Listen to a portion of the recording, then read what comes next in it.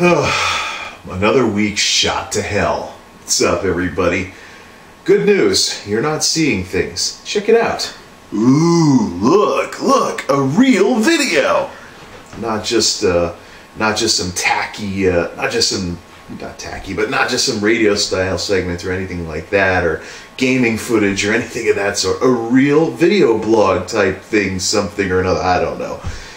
Yeah, everybody's in a tizzy around here because we got Hurricane Sandy coming up to punch out the Northeast just in time for Halloween, so I figured just for the heck of it, make some kind of vlog, something or another. Plus, it's been a long time since I did anything in the vlog series. I've been doing all audio segments or gaming segments or something like that, but nothing that actually lets me blow the dust off any camcorders or anything. Oh, except the camcorder Let's Play.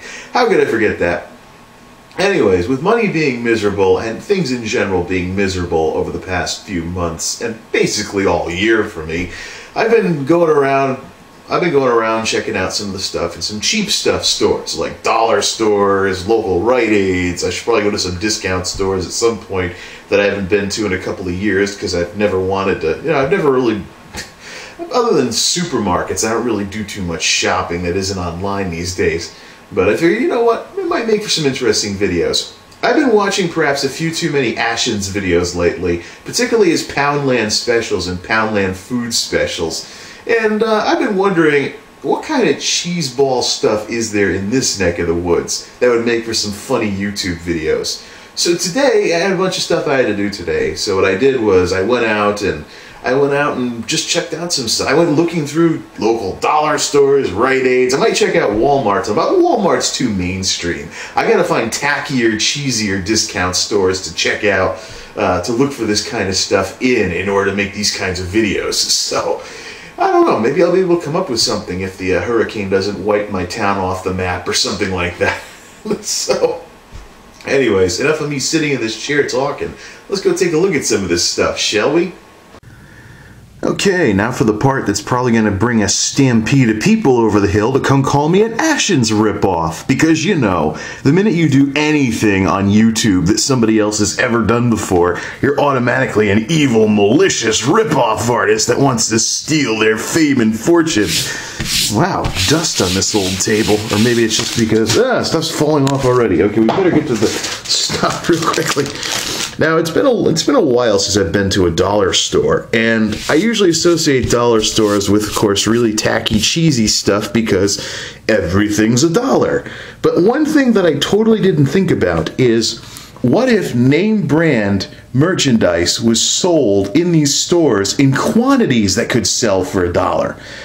Now, some cynics, like folks at The Consumerist, like to talk about the grocery shrink ray, where manufacturers shrink the standard packages they sell to disguise the fact that they would have had to raise the price otherwise. But I think this is almost like hotel soap with how much smaller these packages are than the usual stuff.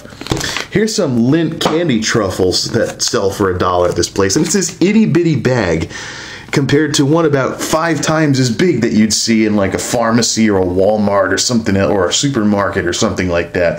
Look at this little tiny thing. And this is actually real. Is there an issue with the date on this? No. Best before June 30th, 2013. It's really an itty bitty bag of Lindt candy dark chocolate truffles. Never had these before. I've been seeing them at the warehouse job in the candy sections that I've been involved in, so I want to try some of these out. Of course, we got to wash it down with something, though. And what better than Martinelli's sparkling white grape juice? Now, I see this stuff in the supermarkets just about every year or so around harvest time, except it's in much, much, much bigger bottles. I mean, usually this stuff is sold in bottles big enough to be a champagne bottle. This is the dollar store version. Looks like a kid's drink. But what do you expect for $1? And it's glass. And it's glass, too. Not some crappy plastic whatever. But this is all real name brand stuff. It's just smaller because it's being sold for $1. It's almost like hotel soap or something like that, except in food form. But let's try some of this out as usual. Of course, we're going to have to put the camera on the spider tripod for this. Right, first, the Lindt stuff, or Lind, or is there some way to say this? That I have Swiss Chocolatier, it's called. So this is the dollar store version. How many are in here compared to, say, a full-size bag? This stuff will ever come out. 1, 2, ooh. So you buy it for $1 and you get a save $1 on any Lindor bag, 5.1 ounces or greater. Unfortunately, this is 1.3 ounces, so it's kind of like a sampler almost. I mean, it's only got 3 pieces of chocolate in it. So, but hey, coupon, it's save $1 if you buy the full-size version. Dollar store stuff. Anyways, what do these things taste like? Well, they're not exactly hard chocolates either. They're kind of like malt balls, a little bit on the sticky side. Well,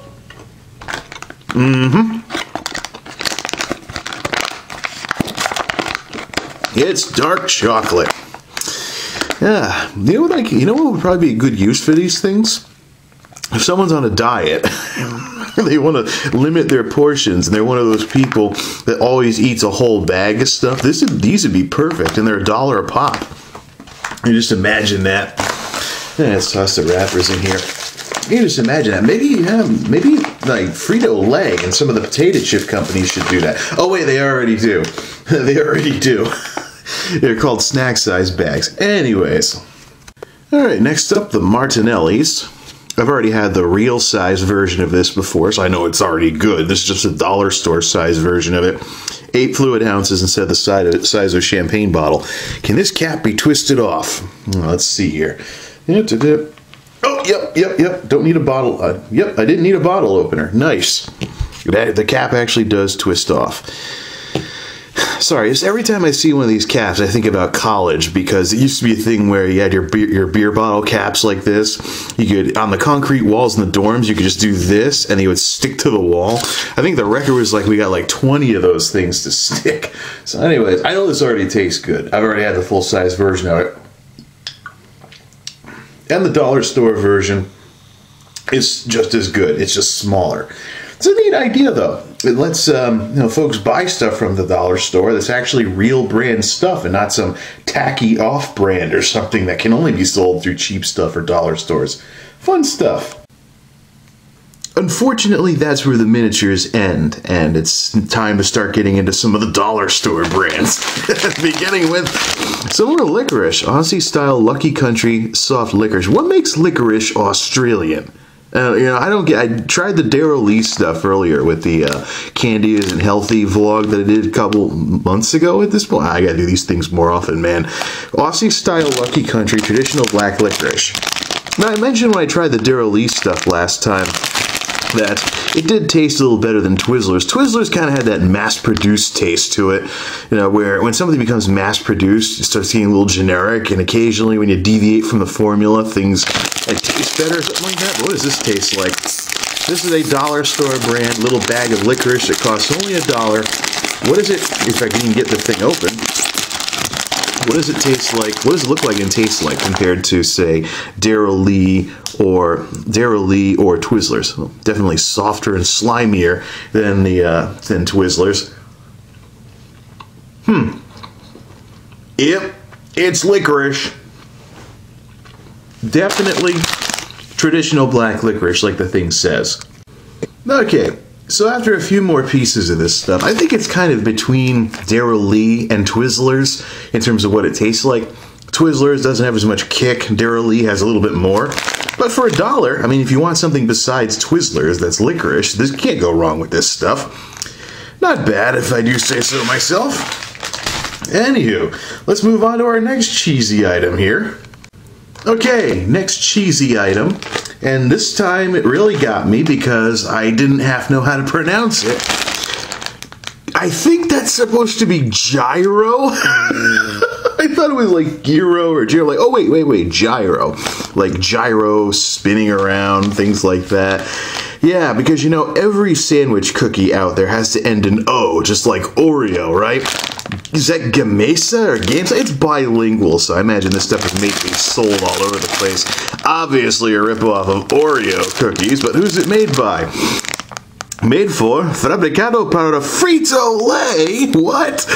Plano, Texas, product of Mexico. Okay. Hey, so apparently Frito-Lay has some kind of brand that they put onto imitation Oreo cookies. All right. Yeah, all right, moment of truth time here. I mean, you've seen all the jokes about how the Mayan calendar looks kind of like a stone version of an Oreo cookie. You're like, oh, the Mayan calendar says everything's gonna, oh, these are snack packs. Oh man, these are snack packs too. So if you want portion controls in your diet, but you still want to eat some cookies, you can. All right, see that kind of really nasty. So, oh look, frosting explosion. Woo! Sure enough, it looks just like an Oreo cookie, Gyro, and the frosting has gone all over the place. But what does it taste like? Do you want to pull these apart and dip them in milk or lick the frosting off? Okay, in 3, 2, 1. Oh. Mm-hmm.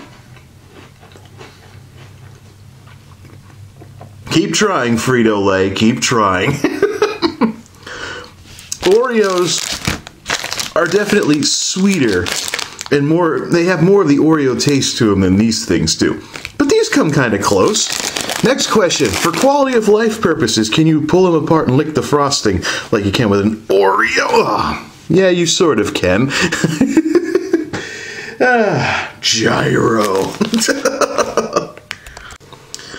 Okay, I made it through a pack of those things. And now I'm sorry I didn't save the sparkling grape juice for last. Final verdict. They do kind of sort of taste like Oreos, but they're a tad blander. But they're only $1, and you get all these packs. I ate one. How many more are left? Let's find out. 2, 3. I'd say that's okay for $1. I still don't get the whole Frito-Lay thing.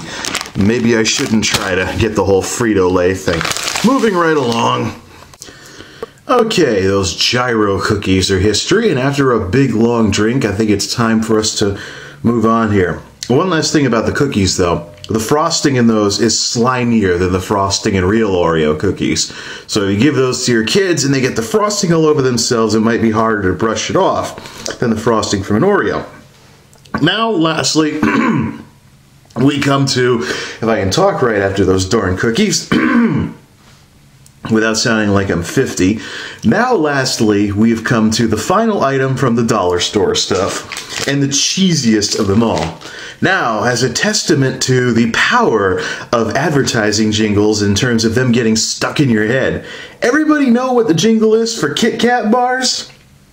Oh, come on, you should know it by now. Give me a break, break me off a piece of that Kit Kat bar. I mean, we've all heard this, at least if we were around back in the days, those commercials were all over the airwaves. Well, one company has decided to take that give me a break thing a little too far and bring us Tiffany Break.